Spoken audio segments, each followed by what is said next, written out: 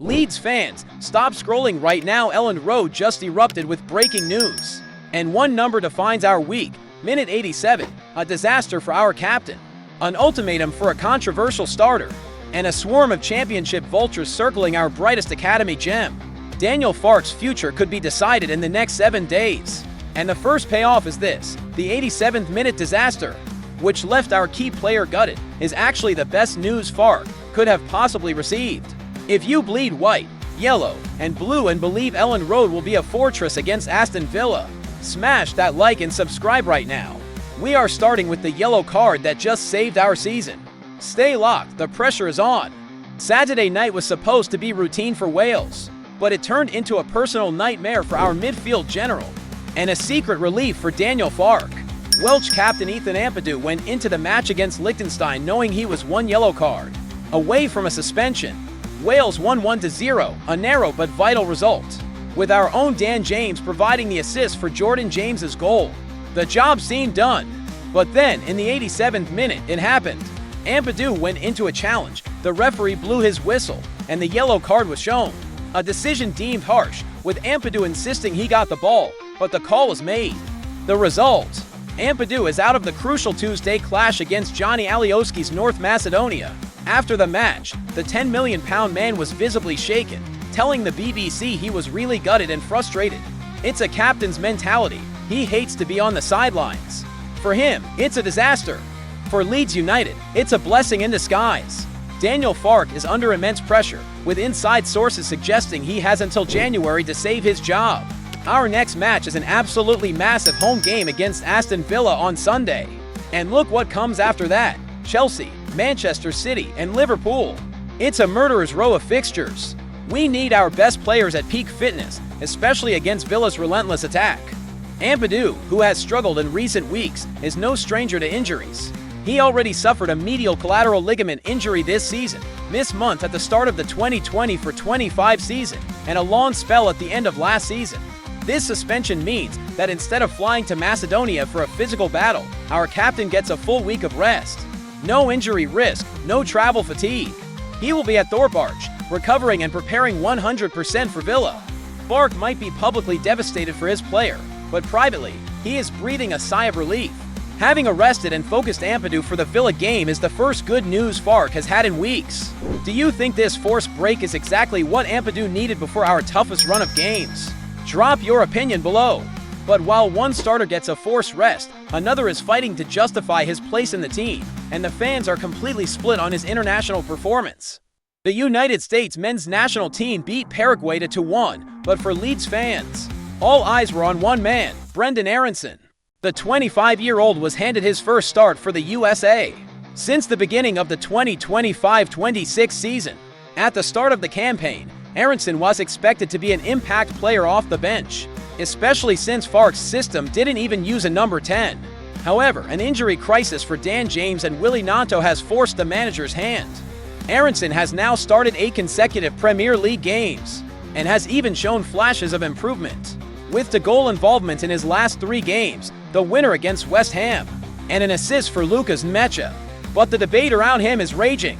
American fans, with an eye on the 2026 World Cup, can't make up their minds. Some praised his display against Paraguay. One fan said he was balling under the radar again. Another praised his energy, calling him fast, a pest, and energetic. But he also needs to harness that energy.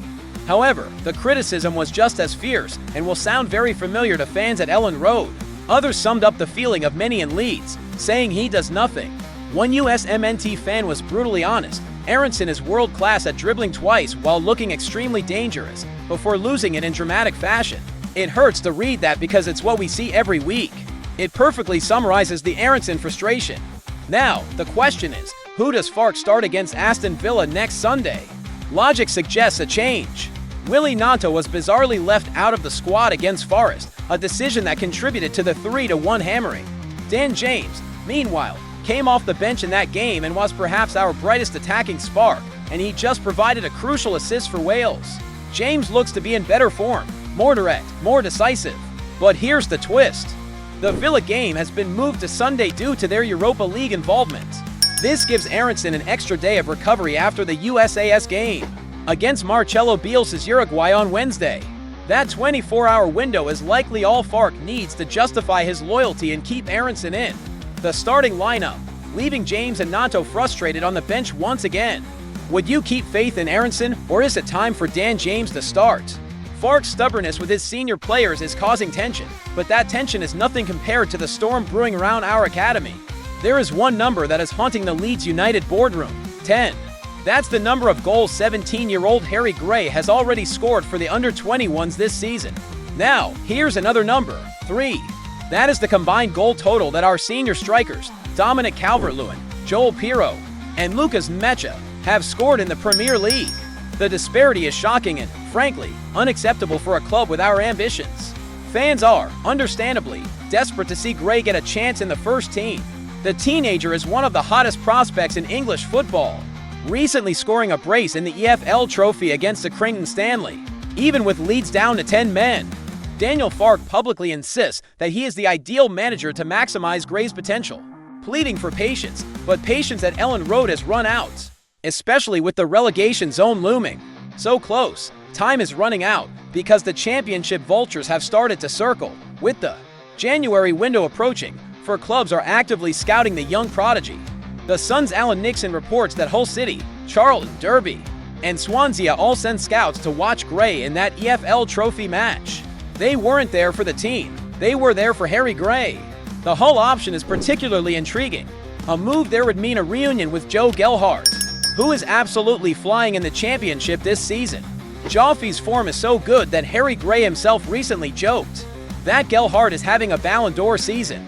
This creates the ultimate debate for Leeds: what to do with Gray?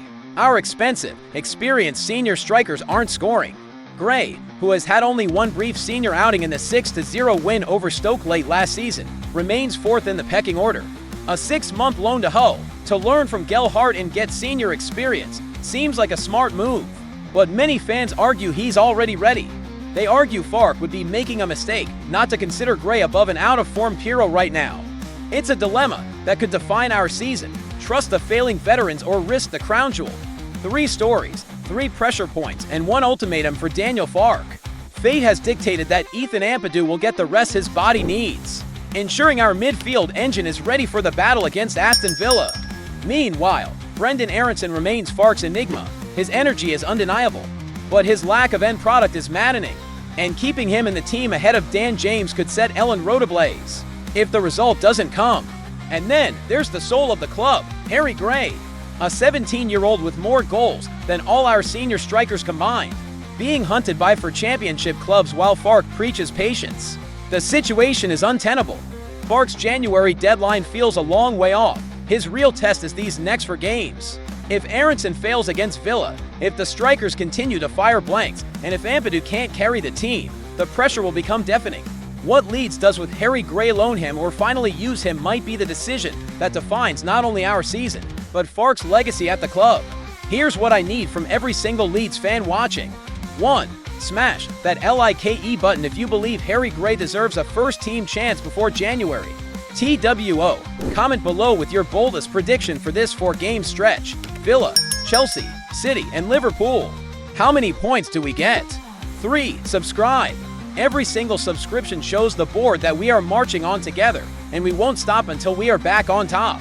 But hold on, because here is the final double cliffhanger. Inside sources suggest Leeds is preparing a new 5-year contract for Gray to warn off suitors. But the sticking point is that Gray's family wants a guarantee of first-team minutes, or an immediate loan. Farke's decision on this could split the dressing room. And on top of that, that Joe Gelhardt reunion at Hull might be closer than we think. Hull is reportedly preparing an official loan bid for day 1 of the window, an offer that Leeds will find very difficult to refuse. The club's future is on the line. Stay locked, marching on together.